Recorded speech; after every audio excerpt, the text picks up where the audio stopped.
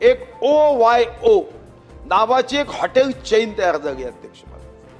मी आता येताना बघितलं की शहराच्या 20-20 किलोमीटर दूर एका निर्जन ठिकाणी OYO, आणि मग मनात शंका आली की हे OYO हॉटेल चेन काय आहे.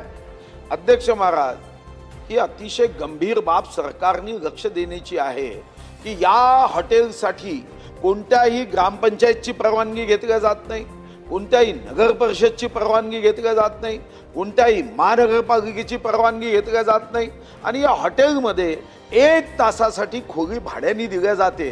ही कशासाठी दिल्या जाते हा एक पोलीस विभागाच्या अभ्यासाचा विषय आहे की OYOच्या माध्यमातून जर 20-20 किलोमीटर मध्ये कोणीच प्रवासी जाऊन राहत नाही, हा प्रवासी तिथं गेला तर मग त्याचं अर्थशास्त्र कच्चा आहे. कारण जाण्या येण्याच्या टॅक्सीला इतका खर्च येतो, त्यापेक्षा शहरातल्या एखाद्या हॉटेलमध्ये राहणं हे जास्त परवडतं. पण OYO मध्ये जेव्हा जातो तेव्हा खरं तर संस्कृती रक्षकाचं सरकार आहे.